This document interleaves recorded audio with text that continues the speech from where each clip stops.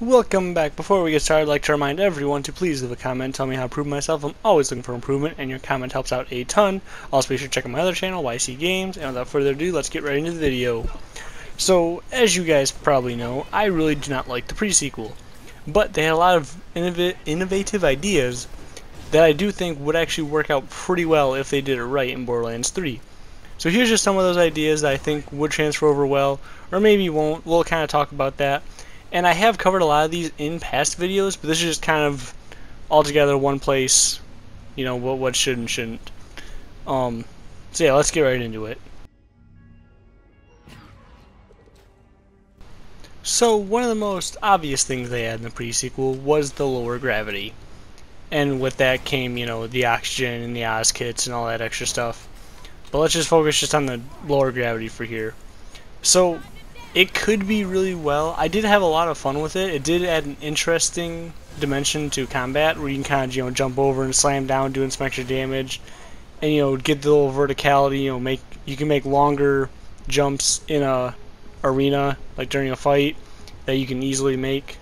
So it was definitely more interesting, and it did add a new level to combat. However, I did get sick of it pretty early. So I think it would be good for Borderlands 3 to integrate this, but if we are, you know, planet hopping, like I hope we are in Borderlands 3, maybe only have certain planets have the lower gravity. And for the most part, we're stuck with just typical Earth-ish gravity. So we're not constantly stuck with jumping high and, you know, little slams and just those weird, if you get blown up, you go flying farther than you ever should. But I did enjoy it, and I think for a small sections here and there in the game, it would be pretty fun to revisit that.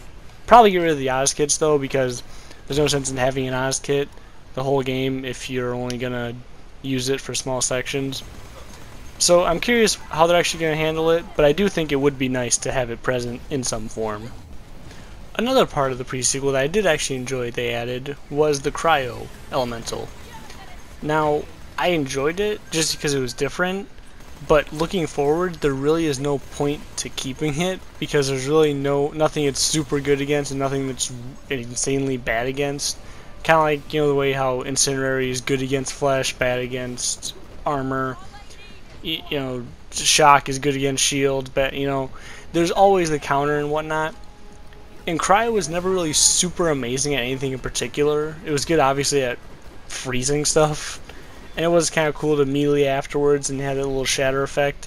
It was a neat addition, but going forward there's really no point in keeping it, but at the same time there's no point in getting rid of it because it wasn't super overpowered and it wasn't really debilitating to have it either. So it's really a toss-up for this one if they should keep it or not, because I enjoyed it, but like I said, there's really no point in keeping it. The laser type weapon is another one of these kind of issues where, yeah, they could keep it, but there's really no point in it. I did enjoy the lasers to a certain extent. However, if they are going to have in Borderlands 3, I think they should keep it strictly to the beam, just because that was the only really unique one. I mean, yeah, there were railguns, which were alright at times, but in reality it was just a sniper that shot a laser. And I'm cool with that. Like, that sounds pretty awesome. But I think they should have just called it a sniper and not a laser type weapon. You know what I mean? Like, yeah, you can have lasers and you can have railguns, but make them as snipers. Don't make them as lasers. Same thing with that kind of like burst or the projectile one that shot projectiles. That was a cool weapon too, and I found some really good ones that I used for a while. But they're really just assault rifles. I don't know why they couldn't just keep assault rifles and have them shoot lasers. You know, it's the same thing as like the snipers and railguns. They can have that, and I'm 100% okay with that. That sounds awesome. But don't call them laser weapons, because I never really saw them as that. I always saw them as an assault rifle that shot lasers.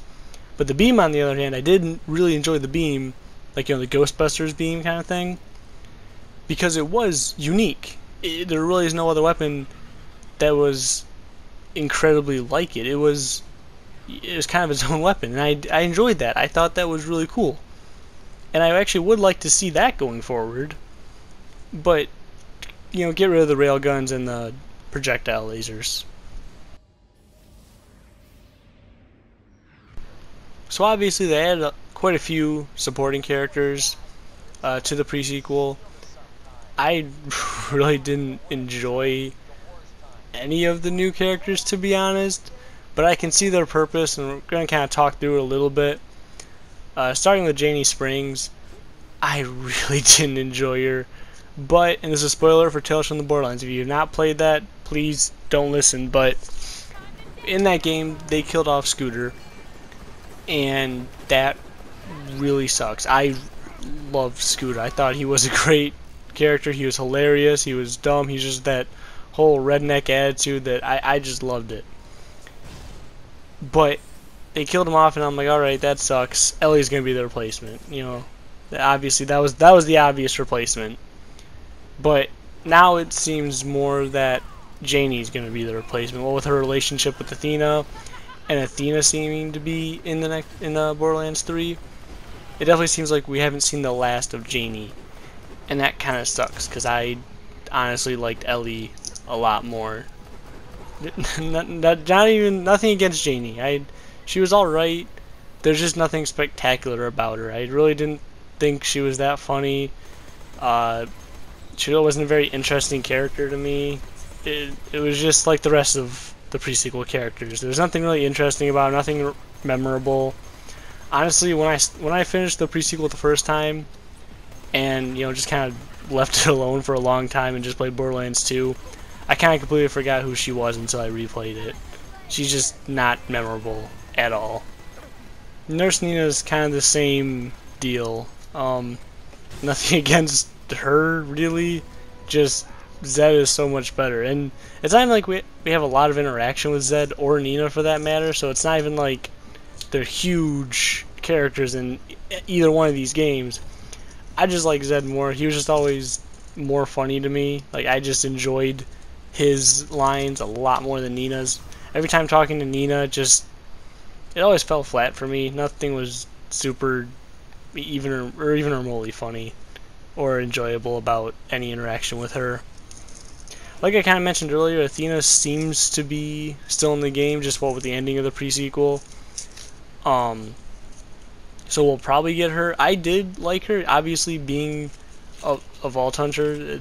She wasn't have any real impact on the story, simply because she was a playable character. She really couldn't have any huge impact. But yeah, I enjoyed her in Tales from the Borderlands, and I wouldn't mind seeing her more. Finally, we have that weird Guardian Seraph monster thingy that kind of just showed up at the beginning randomly of pre-sequel, and then again at the very end to give the ominous warning. Now, just the fact that it seems like he or she or it or whatever it is will be the one to kind of kick off Borderlands 3. Obviously, it's going to be in it, but I don't really care about it yet. Maybe if we learn more about it and, actually figure out what it is and what its goals are, then it'd be kind of cool to see, a little more in-depth inside the Guardians or Aliens or Seraphs, just kind of see more inside it. That'd be pretty cool to me to see. But yeah, if I'm missing any characters, nothing against them, just simply I don't remember them, because like I kind of said about Springs, there's nothing remotely memorable about any of these characters. They're just kind of there. They serve their purpose, they fill their role, but don't leave any impact. So yeah, I'm honestly 100% okay with just forgetting everything in the pre-sequel happened moving forward.